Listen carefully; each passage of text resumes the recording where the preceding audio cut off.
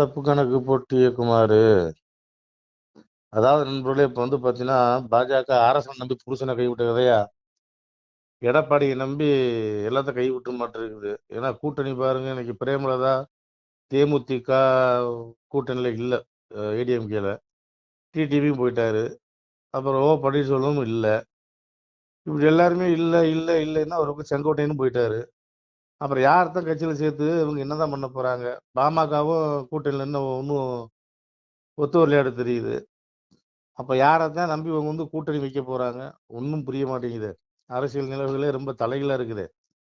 இதை வந்து எப்படியா அமித்ஷா காதுக்கு போகணும். இனிமேலாவது வந்து ஒரு யோசனை பண்ணணும், மறுபரிசீலனை செய்யணும். அதான் அண்ணாமலை மூலியமா வந்து கூட்டணி வந்து உருவாகணும். அதுதான் செட் ஆகும்.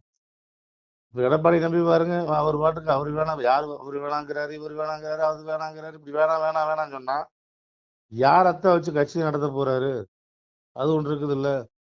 19க்கு இந்த பக்கம் தாவேக்கான்னு ஒன்று உருவாயிட்டு இருக்கு. அதோட ரசிகர்கள்லாம் வந்து பாத்தீங்கன்னா, அது ஒரு பக்கம் ஆரவாரமா போயிட்டு இருக்குது. இந்த நிலவரத்துல வந்து ரொம்ப ரொம்ப தெளிவா வந்து முடிவு எடுக்கணும். முடிவு வந்து பூரா தப்பு தப்பா எடுத்துட்டு இருக்கிறாங்க. தேமுதிகவை கொஞ்சம் அனுசரிச்சு போயிருந்திருக்கலாம். விஜயகாந்தோடைய ஓட்டு கொஞ்சம் ஓரளவுக்கு அவங்களுடைய கொஞ்சம் கணிசமா கிடைக்கும். டிடிவி அதே மாதிரி தான், போன வட்டம் எலெக்ஷன்ல தோத்ததுக்கு காரணமே டிடிவி தான். கொஞ்சம் அனுசரிச்சு போகணும்ல. எல்லாத்துலயும் வந்து கம்பீரமா நின்னா ஜெயிக்க முடியாதுல்ல. கூட்டணியை பொறுத்தளவு வந்து கொஞ்சம் விட்டு கொடுத்து போனாத்தான் எதுவுமே செய்ய முடியும். ஆட்சிக்கு வந்ததுக்கு அப்புறம் நீங்க எப்படி வேணாலும் இருங்க, அது வேற விஷயம். ஹிட்லரை கூட நீங்க மாறுங்க, அது வேற விஷயம். ஆனா இப்ப கூட்டணி பேசும்போது கொஞ்சம் எனக்கு மொத்தம் போகணும். அப்படி போகலைங்கிற பட்சத்துல தோல்வியை தான் காண முடியும். பார்ப்போம், இன்னும் 2 மாசம் டைம் இருக்கு. அமித்ஷா அவர்கள் வந்து ஒரு நல்ல முடிவு எடுத்தாருன்னா நல்லா இருக்கும். அண்ணாமலை மூலமா வந்து கூட்டணி அமையணும். அப்பதான் செட் ஆகும். எல்லாரும் வந்து இன்னுமே வந்து அண்ணாமலைக்கு போஸ்டிங் கொடுக்கலன்றவங்க தான் நிறைய தொண்டர்கள் இருக்காங்க. சரி, பொறுத்திருந்து பார்ப்போம். செவிடன் காதல ஊர்ன சங்கு மாதிரி நம்ம ஊதிக்கிட்டே தான் இருக்கிறோம். எப்பயாவது கேட்குமான்னு பார்ப்போம். நன்றி நண்பர்களே. சிவாய நம. திருச்சிட்டம்பலம், தில்லையம்பலம், பொன்னம்பலம். சிவாய நம. உறவுகளே, சிவ அன்பர்களே, தற்போது தாங்கள் இந்த வீடியோவில் பார்க்கக்கூடிய இடத்துல ஒரு சிவாலய திருப்பணி ஒன்று நடந்து கொண்டிருக்கிறது. இந்த இடத்துல பார்த்தீங்கன்னா, முன்பு ஒரு காலத்தில் வந்து ஒரு சிவாலயம் இருந்திருக்குது. அதாவது இந்த ஏரியா வந்து இப்போ வந்து ஒரு தென்னை மரங்கள், பனைமரங்கள் சூழ்ந்த காடாக இருக்கிறது. முன்பு ஒரு காலத்தில் இங்கே ஒரு ஊர் இருந்ததாக சொல்கிறாங்க. ஆனால் இப்போது சுற்று வட்டாரத்தில் 5 கிலோமீட்டர் சுற்றுலாவில் ஊரே கிடையாது, காடு. இப்போ இந்த இடத்துல ஒரு சிவாலயம் வந்து அமையிருக்கிறது. இந்த சிவாலயத்தில் வந்து இருந்த அந்த சாமியுடைய திருமேனியை வந்து எடுத்து வச்சிட்டோம். திருப்பணி முடிஞ்சதுக்கப்புறம் பிரதிஷ்டை பண்ண இருக்கிற உறவுகளே, தற்போது இந்த வீடியோ பார்க்கக்கூடிய உறவுகள் தங்களால் முடிந்தால் ஒரு சின்ன உதவி செஞ்சு கொடுங்க.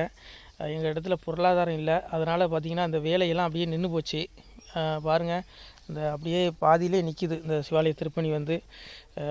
பக்த கோடிகள், அன்பு உள்ளங்கள், தயவுசெய்து நீங்கள் உதவி செய்ய விருப்பமுள்ள உறவுகள் உதவுங்க.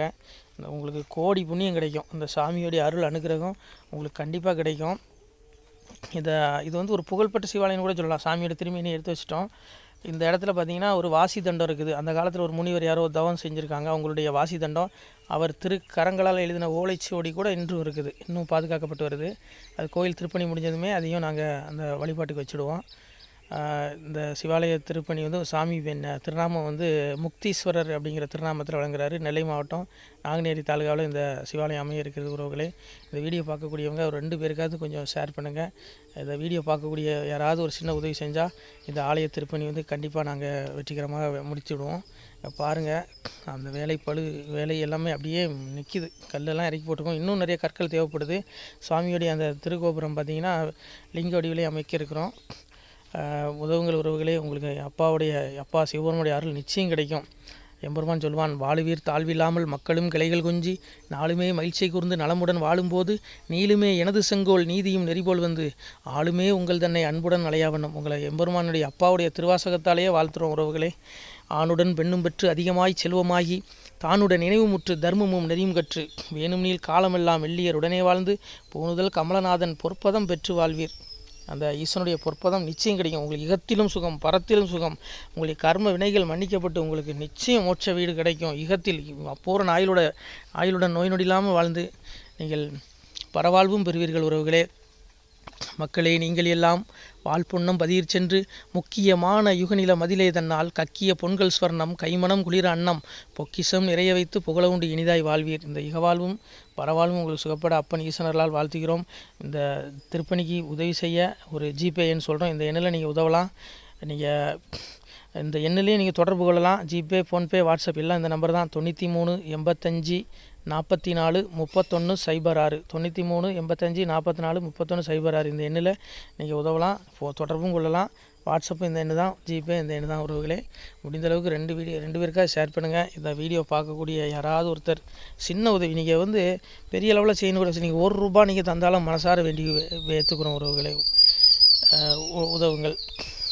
முடிஞ்ச அளவுக்கு ஷேர் பண்ணுங்கள். நன்றி. சிவாய நம. திருச்சிட்டம்பலம், தில்லையம்பலம், பொன்னம்பலம்.